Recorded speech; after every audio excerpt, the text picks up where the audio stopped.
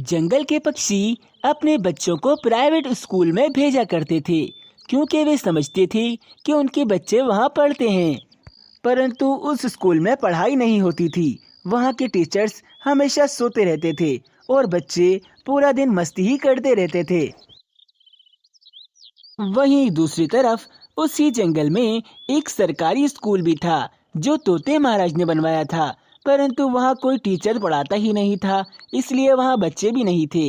उल्लू सेठ ने अपने स्कूल में टीचरों को अच्छी तनख्वाह देकर रखा हुआ था।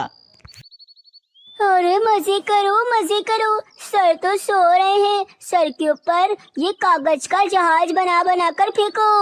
अरे तुम सब देखना, मेरा ही जहाज जाकर सर को लगेगा।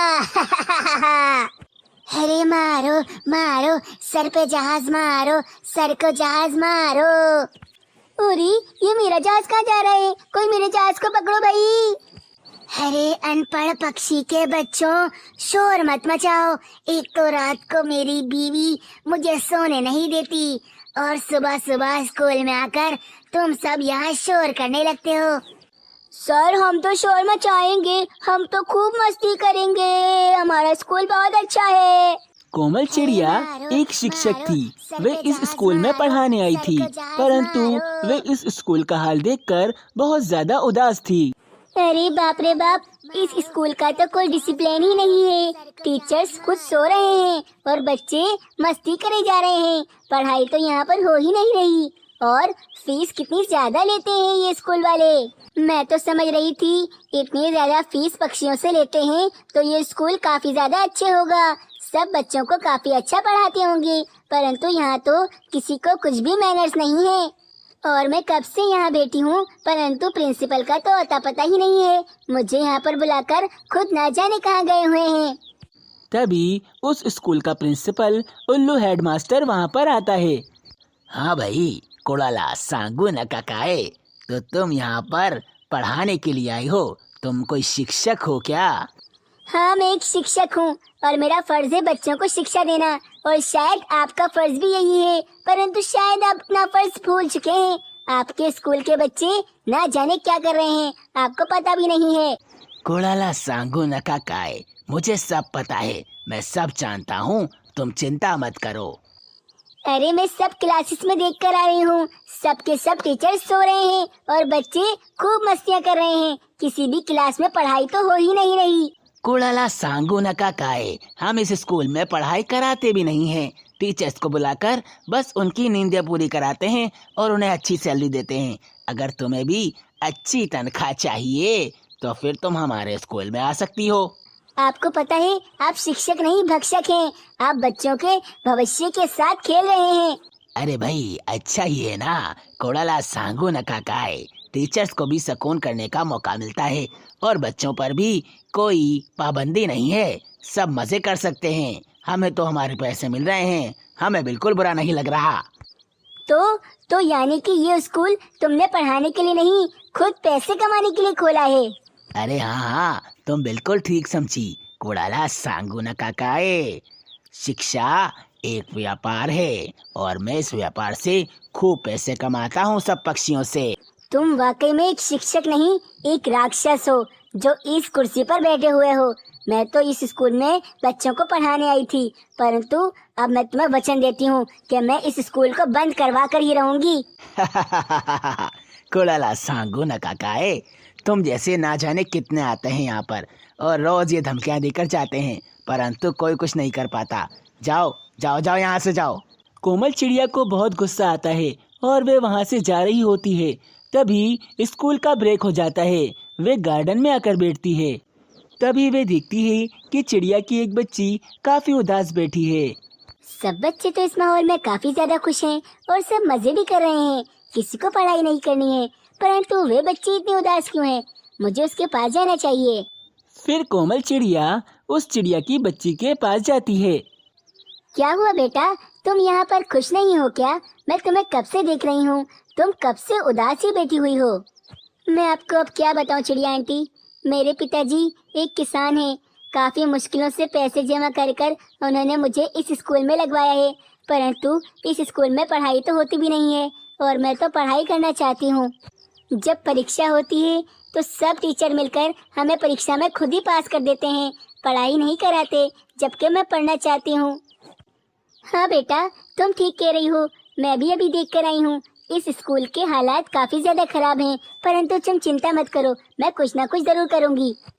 आंटी, मुझे तो लगता है मैं अपने पिताजी के पैसे ज़ाया कर रही हूँ यहाँ पर पढ़ के। काश हमारे जंगल में कोई और अच्छा स्कूल होता, मैं ये स्कूल छोड़कर वहाँ पर लग जाती। इन सब पक्षियों ने मिलकर शिक्षा को व्यापार समझ लिया है। परंतु बेटा, तुम चिंता मत करो, मैं तोते महाराज के पास जाकर अभी इस बारे में बात करती हूँ। फिर कोमल चिड़िया वहाँ से चली जाती है। कुछ समय में वह तोते महाराज के पास पहुँचती है। तोते महाराज, उल्लू हेडमास्टर का वे स्कूल किसी काम का नहीं है, वे सिर्फ एक कचरा है। वहाँ पढ़ाई नहीं होती बल्कि व्यापार करा जाता है। और जब मैंने उससे कहा कि मैं तोते महाराज से कहकर तुम्हारा स्कूल बंद करवा दूंगी, तो उसने मुझे कहा जो करना है कर लो। कोमल चिड़िया, वे उल्लू हेडमास्टर बहुत ज्यादा होशियार हैं। उसने अपने स्कूल में टीचर्स को ज्यादा पगार देकर रखा हुआ है। और जब मैंने अपना सरकारी स्कूल इस जंगल में खोला था तो वहाँ पर कोई भी टीचर पढ़ाने नहीं आता था। यानी कि तोते महाराज, हम उस उल्लू हेडमास्टर का कुछ भी नहीं कर सकते। हम शिक्षकों को और ज्यादा पगार देंगे ताकि हमारे सरकारी स्कूल में आगे पढ़ाएं। अरे नहीं कोमल चिड़िया, ऐसा नहीं हो सकता। हमारे जंगल के खजाने में इतना पैसा नहीं है कि हम सब शिक्षकों को उस उल्लू हेडमास्टर से ज्यादा पगार दें। वे उल्लू हेडमास्टर ऐसे व्यापार कर कर कर काफी ज्यादा अमीर हो गया है। हाँ, शायद आप ठीक ही कह रहे हैं तोते महाराज, परंतु अब हम क्या करेंगे? कोमल चिड़िया, मैंने भी अपना स्कूल इसलिए खोला था ताकि सब गरीब पक्षियों के बच्चे भी वहाँ पर बिना फीस दे के पढ़ सकें। परंतु अभी तो सिर्फ अमीर पक्षियों के बच्चे ही उस उल्लू के स्कूल में पढ़ रहे हैं। तोते महाराज, आप चिंता मत कीजिए, मैंने सोच लिया है मुझे क्या करना है। मैं एक शिक्षक हूँ और अब मैं सब गरीब पक्षियों के बच्चों को पढ़ाऊंगी और इतना अच्छा पढ़ाऊंगी कि वे उस स्कूल के बच्चों से ज्यादा अच्छे नंबर लेकर आएंगे। फिर देखना, जंगल के बाकी पक्षी भी अपने बच्चों को हमारे स्कूल में ही पढ़ाएंगे। कोमल चिड़िया, अगर ऐसा हो जाए तो वे उल्लू हमारे बच्चों के भविष्य से खिलवाड़ नहीं कर पाएगा और उसका स्कूल भी बंद हो जाएगा। फिर कोमल चिड़िया ने ऐसा ही करा। वे जंगल के सरकारी स्कूल की तरफ गई, परंतु उस स्कूल की हालत काफी ज्यादा खराब थी। अरे बाप रे, इस स्कूल की हालत तो काफी ज्यादा खराब है, परंतु अब सब कुछ मुझे ही करना है।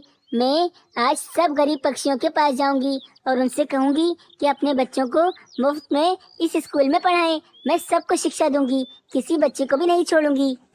ऐसा सोचकर कोमल चिड़िया गरीब पक्षियों की तरफ जाती है।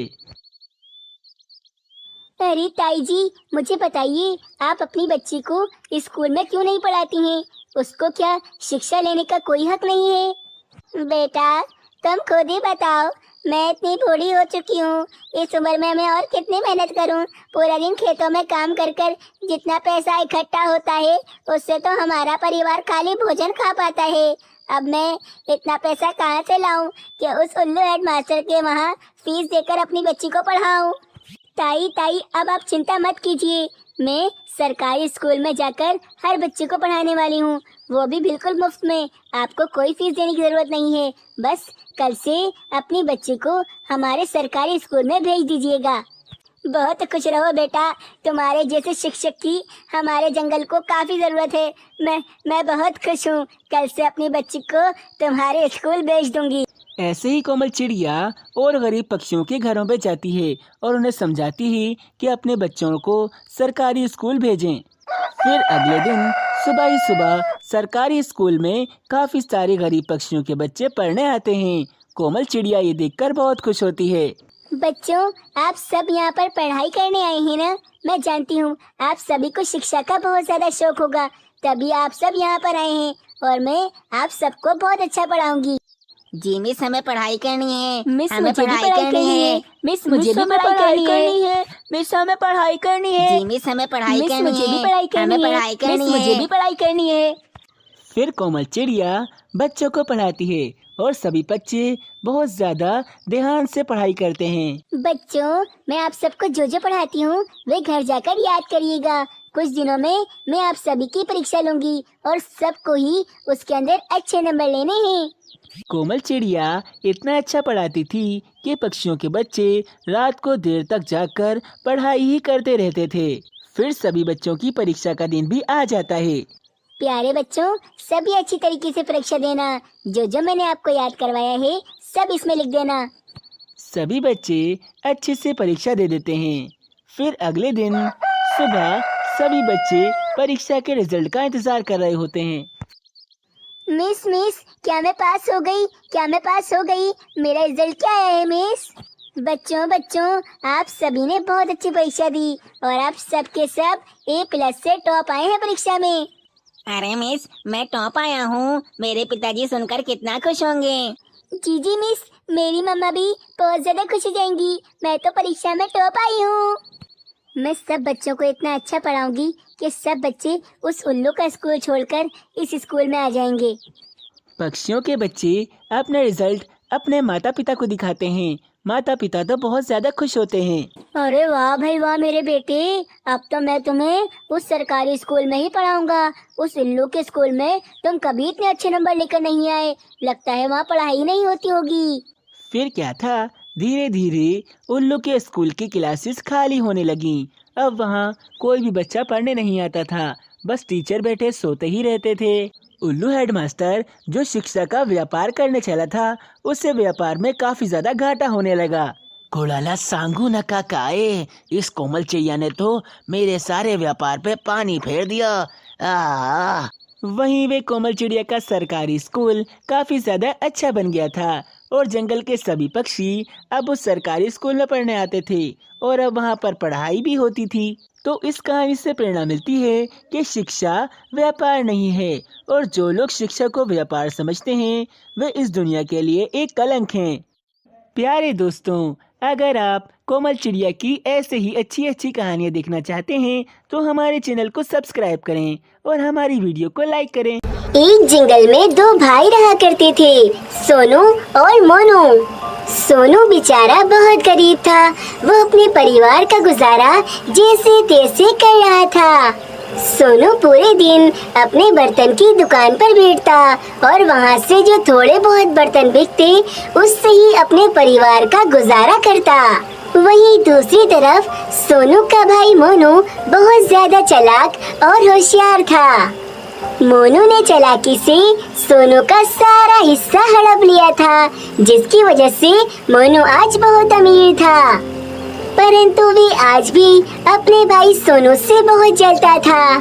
फिर एक दिन मोनू सोनू की दुकान पर आता है। अरे कैसे हो मेरे भाई? अभी तक वही बर्तन के काम में लगे हुए हो? अरे भैया, आप आइए बैठिए ना। ऐसे अचानक मेरी दुकान पर सब कुछ ठीक तो है ना भैया? हाँ, सब कुछ ठीक है। हमें क्या होगा? मैं तो बड़ा भाई होने के नाते तुझे देखने आया था कि तू ठीक है या फिर नहीं। नहीं भैया, मैं और मेरा परिवार बिल्कुल ठीक है। आप बिल्कुल चिंता मत करो। मेरे भाई सोनू, क्या किया तूने? एक बर्तन की दुकान खोलकर अपनी पूरी जिंदगी इन बर्तनों में लगा दी। ना कि तू मेरी तरह अमीर हो पाया और ना ही अपने परिवार को अच्छे से रख पाया। भैया, भले ही मैं अमीर नहीं हूँ और भले से इस बर्तन की दुकान से मैं बहुत कम आमदनी करता हूँ, परंतु मैं और मेरा परिवार बहुत खुश है। अरे ये भी कोई खुशी हुई? ना घर में खाने के लिए ठीक तरह से भोजन हो और ना ही जंगल में इज्जत हो। भैया, ये आप क्या कह रहे हो? देखो सोनू, मैं तुम्हारा बड़ा भाई हूँ, बस इसीलिए तुम्हें समझा रहा हूँ। ऐसी हालत में देखकर मुझे तुम्हें बिल्कुल अच्छा नहीं लगता। मैं भी चाहता हूँ तुम भी एक अच्छी जिंदगी गुजारो। तुम्हारा जो वो खटारा सा घर है उसे तुम बेचकर कोई अच्छा कारोबार शुरू करो। भैया, मेरे पास तो बस वो एक घर ही है। अगर उसे भी बेच दूंगा तो मैं कहाँ रहूँगा? अरे तुम्हारा भाई है ना, मैं किस दिन काम आऊंगा? मेरा घर पूरा खाली पड़ा है। मैं तो तुम्हें पहले भी कह चुका हूँ, तुम मेरे साथ आके रहो। भैया, परंतु वो खटारा घर आखिर कौन लेगा मुझसे? इस बात की तुम चिंता मत करो, तुम्हारा घर मैं बिकवा दूंगा। बस आज शाम को अपनी पत्नी और अपनी बच्ची को लेकर मेरे घर पर आ जाना। अपने बड़े भाई की बात सुनकर बेचारा सोनू काफी चिंतित हो जाता है और सोच में पड़ जाता है। घर जाकर सोनू अपनी पत्नी मीनू चिड़िया से सारी बातें करता है। सोनू, हमारे पास बस ये घर ही तो है, अगर हम इसको भी बेच देंगे तो हम क्या करेंगे? भैया ने मुझसे कहा है हम उनके पास जाकर रहेंगे और इस घर को बेचकर हम कोई बड़ा कारोबार करेंगे और अपनी जिंदगी को सुधार लेंगे। सोनू, पता नहीं, मुझे फिर भी कुछ अच्छा नहीं लग रहा। तुम चिंता मत करो मीनू चिड़िया, हमारा वो घर भैया अच्छे दामों में बिकवा देंगे और हमारा कारोबार भी फिर बहुत चलेगा। फिर क्या था, सोनू का परिवार अपने बड़े भाई मोनू के घर पर जाने के लिए निकल जाता है। कुछ ही समय में वे मोनू के घर पर पहुंच जाते हैं। अरे, ये इन भिखारियों के परिवार को तुमने अपने घर में क्यों बुलाया है? मैं इन्हें अपने घर में रहने नहीं दूंगी, निकालो इन्हें मेरे घर से बाहर। अरे अरे कमला, शांत हो जाओ, शांत हो जाओ। मैं कुछ सोच समझ कर ही इन्हें इस घर में लेकर आया हूँ। तुम बस खामोशी से बैठकर तमाशा देखना। देखो मोनू, तुम जो भी कर रहे हो करते रहो, परंतु मैं ज्यादा देर तक इन सबको अपने घर में बर्दाश्त नहीं करूँगी। मैं खुद इन्हें धक्के मार के अपने घर से निकाल दूंगी। अच्छा बाबा, निकाल देना, परंतु अभी जरा हल्का बोलो, कहीं वो सुन ना ले। मोनू चिड़ा सोनू चिड़े का वे घर एक पक्षी को अच्छे दामों में बेच देता है और उस घर के सारे पैसे अपने पास रख लेता है। भैया क्या हुआ, मेरा वो मकान बिका या नहीं? मुझे मेरे पैसे दे दो ताकि मैं यहाँ से चला जाऊँ। भाभी को हमारा रहना यहाँ पर अच्छा नहीं लग रहा। अरे क्या, कौन से पैसे, कैसे पैसे? तुमने मुझे कौन से पैसे दिए हैं? भैया वो जो आपने कहा था कि मेरा मकान बेचकर मुझे पैसे देंगे, वही वाले पैसे आप मुझे दे दो, मैं यहाँ से चला जाऊँगा। अरे हाँ, मैं तो तुम्हें बताना ही भूल गया। जिस पक्षी को मैंने तुम्हारा मकान बेचा था उसने पैसे तो दिए ही नहीं, उल्टा मकान पर कब्जा और कर लिया। वो लोग बहुत खतरनाक हैं, इसीलिए मैं उनसे अब पैसे भी वसूल नहीं कर सकता। अरे भैया, ये क्या कह रहे हो, ये क्या कह रहे हो? ऐसे तो मैं सड़क पर आ जाऊंगा। मेरे पास तो उस मकान के अलावा कुछ है भी नहीं जो मैं कुछ कर कर अपने परिवार का गुजारा कर लूं। अब मैं क्या कर सकता हूँ, जो किस्मत में लिखा था वो हो गया। और मेरी एक और बात कान खोल के सुन लो, मेरी पत्नी को तुम सबका यहाँ रहना बिल्कुल पसंद नहीं आ रहा। मैं तो तुम्हारा भाई हूँ, तो मैं प्यार से समझा रहा हूँ कि यहाँ से खुद ही चले जाओ, नहीं तो मेरी पत्नी को अगर गुस्सा आ गया तो वो तो तुम्हें मार मार के यहाँ से निकालेगी। सोनू को अपने भाई का ये बर्ताव बिल्कुल अच्छा नहीं लगता, परंतु भी बेचारा क्या कर सकता था। वो अपने पूरे परिवार को लेकर उदास होकर जंगल में चला जाता है। अभी वे सभी जंगल में उदास होकर बैठे थे कि तभी उनके पास एक बूढ़ी कौवी आती है। बेटा, मैं बहुत दूर से आ रही हूँ, बहुत ज्यादा थक भी गई हूँ। अगर तुम मुझे कुछ पानी पिला सको तो तुम्हारा बहुत भला होगा। तभी सोनू चिड़ा अपने पानी वाली मटके में से उस कौवी को पानी पिला देता है। तुम्हारा बहुत बहुत धन्यवाद बेटा, तुम बहुत अच्छे हो, परंतु इस जंगल में ऐसे क्या कर रहे हो? माँ जी, अब क्या बताऊँ आपको, मेरे बड़े भाई ने मुझे धोखा दे दिया और इस जंगल में लाकर छोड़ दिया। तुमने मेरी बड़ी मदद की है बेटा, और मैं किसी की मदद ऐसे ही नहीं लेती। मैं तुझे उपहार के रूप में कुछ देना चाहती हूँ। तभी वे बूढ़ी कौवी अपना पोटला खोलती है और उसमें से एक चमकती हुई कढ़ाई निकालती है। ये लो मेरे बच्चों, इस कढ़ाई को आज यहीं जमीन में गाड़ देना और फिर कल देखना तुम्हारी किस्मत कैसे चमकती है। सोनू चिड़े को बात कुछ समझ नहीं आती, परंतु फिर भी वे उस कढ़ाई को वहीं जमीन में गाड़ देता है। उस रात वे सभी डरते डरते उसी जंगल में सो जाते हैं। फिर सुबह होते ही वो सब देखते हैं कि वे कढ़ाई बहुत ज्यादा बड़ी हो गई है और उस कढ़ाई में एक सुंदर सा घर बना हुआ है। साथ ही एक पेड़ पर बहुत सारे बर्तन लगे हुए हैं। सोनू, वो माँ जी कोई आम पक्षी नहीं थी, उन्होंने जो कढ़ाई हमें दी थी वो मायावी थी। देखो उसके जादू से यहाँ पर क्या क्या बन गया। मीनू चिड़िया, चलो, हमें हमारा घर तो मिल गया। फिर वे सभी उस घर में आराम से रहने लगते हैं और सोनू चिड़ा उस पेड़ से बर्तन तोड़ तोड़ कर अपनी दुकान पर बेचा करता था। अब सोनू चिड़े के बर्तन भी पक्षी बहुत ज्यादा खरीदने लगे थे। आहिस्ता आहिस्ता सोनू चिड़िया के हालात बहुत ज्यादा अच्छे हो गए, परंतु ये बात मोनू चिड़िया को बहुत बुरी लग रही थी। अरे मैं इसके साथ जितना भी बुरा कर लूं, आखिर में आकर इसके साथ अच्छा हो ही जाता है। ना जाने कैसे ये इतना अमीर हो गया और इसके हालात इतने अच्छे हो गए। अब तो इससे जान छुड़ाने का सिर्फ एक ही तरीका है, मैं इसे मार दूंगा मैं इसे और मेरी जान छूट जाएगी। मोनू चिड़ा अपने छोटे भाई से बहुत जलता था और फिर गुस्से में वह सोनू चिड़े को मारने के लिए निकल जाता है। परंतु जैसे ही मोनू चिड़ा सोनू चिड़े को मारने के लिए घर में घुसता है, एक बड़ा सा बर्तन उसके सर पर आके गिरता है और मोनू चिड़े की वहीं पर मृत्यु हो जाती है। बुराई का अंजाम हमेशा बुरा ही होता है, मारने वाले से बड़ा तो बचाने वाला होता है। भाई, मैंने तो तुम्हें हमेशा अपना बड़ा भाई माना और तुम्हें बहुत प्यार दिया, परंतु तुमने मुझे कभी अपना छोटा भाई नहीं माना। तुमने मुझे हमेशा सिर्फ तकलीफें दी हैं, परंतु आज देखो तुम खुद कितनी तकलीफ में हो। ऐसे मोनू चिड़े की मृत्यु हो जाती है और सोनू चिड़े का पूरा परिवार हमेशा के लिए उसी घर में रहने लगता है। उल्टापुर नाम का एक जंगल था जहाँ के सभी पेड़ पौधे उल्टे थे, यहाँ तक के वहाँ के घर भी उल्टे ही हुआ करते थे। फिर एक दिन ये खबर मीनू चिड़िया तक पहुँचती है और मीनू चिड़िया ऐसा अजूबा जंगल देखने के लिए खुद उस जंगल पहुँच जाती है। अरे बाप रे, ये क्या? जैसा सुना था ये जंगल तो बिल्कुल वैसा ही है। सारे पेड़ पौधे उल्टे, यहाँ तक के यहाँ के तो घर भी उल्टे हैं। परंतु ये सब कुछ संभव कैसे है? तभी मीनू चिड़िया वहाँ की एक पक्षी को रोकती है और उससे पूछती है, अरे भैया, एक बात तो बताओ, ये इस जंगल में सारे पेड़ पौधे और घर उल्टे क्यों हैं? मुझे तो ये सब कुछ देखकर कुछ समझ नहीं आ रहा। देखो चिड़िया, जब मैं इस जंगल में आया था तो तब मुझे भी तुम्हारी तरह कुछ भी समझ नहीं आ रहा था, परंतु रहते रहते मुझे इस जंगल की आदत हो गई। अब तो मुझे ये उल्टे पेड़ पौधे भी सीधे पेड़ पौधे लगते हैं। और अगर तुम्हें इस बारे में ज्यादा जानना है तो तुम तोते महाराज से मिल सकती हो, उन्हें शायद इस बारे में और कुछ पता हो। अच्छा, चलो ठीक है, मैं तोते महाराज से ही पूछती हूँ कि आखिर इस जंगल का राज क्या है? ये जंगल ऐसे उल्टा कैसे हो गया? हाँ जाओ, तुम उनसे सब कुछ पूछ लो, क्या पता वो तुम्हारी मदद कर पाए।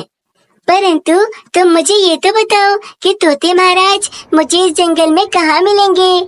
अरे हाँ, इस जंगल में एक घना सीधा पेड़ है। बस इस पूरे जंगल में वही एक पेड़ है जो सीधा है, वहीं पर तोते महाराज तुम्हें मिल जाएंगे। अरे वाह, तब तो तोते महाराज को ढूंढना थोड़ा आसान हो जाएगा। फिर मीनू चिड़िया तोते महाराज को ढूंढने के लिए निकल जाती है। कुछ ही देर में मीनू चिड़िया उस सीधे पेड़ के पास आ जाती है। तोते महाराज भी वहीं पर होते हैं। तोते महाराज, क्या आप मुझे बता सकते हैं कि इस जंगल के सारे पेड़ पौधे उल्टे क्यों हैं? यहाँ तक कि यहाँ के घर भी उल्टे हैं और सिर्फ ये पेड़ सीधा क्यों है? अरे परंतु तुम कौन से जंगल की हो और तुम्हें ये सब कुछ क्यों जानना है? तोते महाराज, मैं जिस जंगल में रहती हूँ वहाँ इस जंगल की बहुत बातें होती थी। मैंने सुना था कि ये जंगल पूरा का पूरा उल्टा है, परंतु जब मैंने खुद आकर देखा तो वाकई में इस जंगल की तो हर चीज उल्टी है और मैं बहुत ज्यादा हैरत में थी। अब मेरी उत्सुकता और ज्यादा बढ़ गई है कि मैं ये जानूं कि आखिर ये सब कुछ हुआ कैसे। देखो मीनू चिड़िया, मैं पूरी बात तो नहीं जानता हूँ, परंतु जितना मैं जानता हूँ मुझे ये पता है कि इस जंगल में एक समय पहले एक साधु हुआ करते थे। वो इसी पेड़ के नीचे बैठकर ध्यान लगाया करते थे, परंतु इस जंगल के पक्षियों ने किसी वजह से उनकी तपस्या भंग कर दी और वो बहुत ज्यादा क्रोधित हो गए और शायद उन्होंने इस जंगल को श्राप दे दिया और तभी से ये जंगल ऐसा उल्टा हो गया है। परंतु तोते महाराज, साधु ने इस जंगल को श्राप क्यों दिया? और अगर दिया भी है तो इस श्राप को कैसे हटा सकते हैं? देखो चिड़िया, इससे ज्यादा तो मुझे भी नहीं पता, परंतु अगर तुम इस बारे में जांच करना चाहती हो तो इस जंगल में एक लाइब्रेरी है, तुम वहां जाकर इस बारे में और जांच कर सकती हो। ठीक है तोते महाराज, आपका बहुत बहुत शुक्रिया। फिर मीनू चिड़िया वहाँ से उस जंगल की लाइब्रेरी में जाती है। उस लाइब्रेरी में बहुत सारी किताबें थीं, परंतु वहाँ की किताबों की लिखाई एकदम उल्टी थी। अरे बाप रे, इस जंगल की तो किताबों की लिखाई भी एकदम उल्टी है। मुझे तो समझ में ही नहीं आ रहा कि मैं इन्हें कैसे पढूं। तभी मीनू चिड़िया को एक ऐसी किताब नजर आती है जो उन सब किताबों में सबसे अलग लग रही थी। फिर मीनू चिड़िया उस किताब को उठाकर जैसे ही पढ़ने लगती है, वो देखती है, अरे इस किताब की लिखाई तो बिल्कुल सीधी है और मुझे सब कुछ समझ भी आ रहा है। चलो इस किताब को ही पढ़कर देखती हूँ, क्या पता मुझे कुछ पता चल जाए। फिर मीनू चिड़िया उस किताब को पढ़ने लगती है। उसमें उस जंगल की कहानी लिखी थी। बहुत सालों पहले की बात है। उस जंगल में एक साधु जी रहा करते थे, जो उस बड़े से पेड़ के नीचे बैठकर दिन भर ध्यान करते थे। तब उस जंगल का नाम सीतापुर हुआ करता था और साधु जी सभी पक्षियों को अच्छी बातें सिखाया करते थे। उसी जंगल में मायावी अंगूरों का एक खेत था, जहाँ अंगूरों की बहुत सारी बेलें थीं। दिन भर बहुत सारे पक्षी वहाँ से अंगूर तोड़ तोड़ कर खाया करते थे। एक दिन साधु जी जंगल के सभी पक्षियों को बुलाते हैं। पक्षियों, मेरी बात ध्यान से सुनो। ये जो तुम मायावी अंगूरों को रोज रोज खाते हो, ये कोई अच्छी बात नहीं है। वो अंगूर मायावी और बहुत ज्यादा स्वादिष्ट है, परंतु वो भोजन तुम्हारे लिए नहीं है। जंगल के तुम दूसरे फल खाओ। रात के समय जादुई परियां उस मायावी अंगूरों के खेत में आती हैं। वो उनका भोजन है, उन्हें ही खाने दो। अरे अभी कुछ ही समय पहले तो ये साधु इस जंगल में आया है और ये हम पर हुक्म चलाने लगा। ये चाहता है कि हम इसकी बात माने और जैसा ये कहता है वैसा ही करते रहें। हाँ कालू, हम इस साधु की बात बिल्कुल नहीं सुनेंगे। हम तो वो स्वादिष्ट अंगूर खाते ही रहेंगे, भले ही हमें कुछ भी बोले। जंगल के पक्षी साधु की एक भी नहीं सुनते और वैसे ही वो मायावी अंगूर खाते रहते हैं। इस समय जब परियां वहाँ पर आती थी तो उनके लिए भोजन कम पड़ जाता था और बेचारी परियां भूखी ही रह जाती थीं। फिर एक रात कालू कौवा एक शरारत करता है। वो उस खेत में आकर एक परी को चुपके से पकड़ लेता है। अरे वाह, मजा आ गया। अब इस परी को ले जाकर बाजार में बेच दूंगा। अरे वाह, मुझे तो बहुत पैसे मिलेंगे और मैं बहुत अमीर हो जाऊंगा। परंतु वे परी उसी समय वहाँ से गायब हो जाती है और वे साधु के पास पहुँचती है। जादुई परी साधु से शिकायत करती है कि पक्षी उनका सारा भोजन खा जाते हैं और आज तो एक पक्षी ने उन्हें बंदी बनाने की कोशिश भी की। ये सब कुछ सुनकर साधु बहुत ज्यादा क्रोधित हो जाते हैं। मूर्ख पक्षी, मैंने इन्हें मना किया था कि ये सब कुछ करना बंद कर दें, परंतु ये मान नहीं रहे। अब अपनी गलती की सजा ये सब खुद भुगतेंगे। मैं श्राप देता हूँ कि इस जंगल की एक एक चीज आज से उल्टी हो जाएगी और इस जंगल का नाम भी आज से सीधपुर नहीं बल्कि उल्टापुर होगा। और ये जब तक होगा जब तक इस जंगल में कोई नेक पक्षी आकर मेरे जैसे 100 संतों को अपने हाथ से भोजन बनाकर नहीं खिला देता। अरे बाप रे, तो ये सब हुआ था इस जंगल के साथ, तभी तो ये जंगल एकदम उल्टा हो गया। मुझे तोते महाराज से बात करनी होगी और ये सब कुछ ठीक करना होगा। मुझे लगता है मैं ही वो नेक पक्षी हूँ, क्योंकि जब से मैं इस जंगल में आई हूँ मुझे इन सब पर बहुत तरस आ रहा है। फिर मीनू चिड़िया तोते महाराज के पास पहुँचती है और उन्हें सब कुछ बताती है। मीनू चिड़िया, अगर तुम्हें लगता है कि वो नेक पक्षी तुम ही हो तो ये तो बहुत अच्छी बात है। मैं कल ही 100 संतों को बुलाता हूँ और तुम अपने हाथ से भोजन बनाकर सभी संतों को खिला दो। अगर तुम्हारे कारण हमारा जंगल ठीक हो गया तो मैं जिंदगी भर तुम्हारा आभारी रहूँगा। फिर अगले ही दिन तोते महाराज 100 संतों को वहाँ बुला लेते हैं और मीनू चिड़िया एक एक कर सभी को खाना खिला देती है। हम सभी आशा करते हैं कि आपका जंगल बहुत ही जल्दी ठीक हो जाए और शराब मुक्त हो जाए। ऐसा होने के अगले ही दिन बाद जंगल में सब चीजें एकदम सीधी हो जाती हैं और सभी ठीक हो जाता है। सभी पक्षी और मीनू चिड़िया ये सब कुछ देखकर बहुत ज्यादा खुश हो जाते हैं। मीनू चिड़िया, हम सब तुम्हारे बहुत आभारी हैं। तुम्हारे ही कारण हमारा जंगल शराब मुक्त हुआ है और सब कुछ ठीक हुआ है। हम तुम्हें हमेशा याद रखेंगे। तोते महाराज, मुझे याद रखने की कोई जरूरत नहीं, बस इतना याद रखें कि कोई भी ऐसा काम ना करे जिससे किसी को तकलीफ हो और ये जंगल दोबारा किसी मुसीबत में पड़ जाए। नहीं मीनू चिड़िया, हम सब वादा करते हैं कि आज से हम ऐसा कोई काम नहीं करेंगे जिससे हमारे जंगल पर जरा भी खतरा आए। मीनू चिड़िया के कारण ही उस उल्टापुर जंगल में सब कुछ ठीक हो जाता है और उसी दिन से उस जंगल का नाम भी सीतापुर जंगल हो जाता है और सभी वहाँ खुशी खुशी रहने लगते हैं।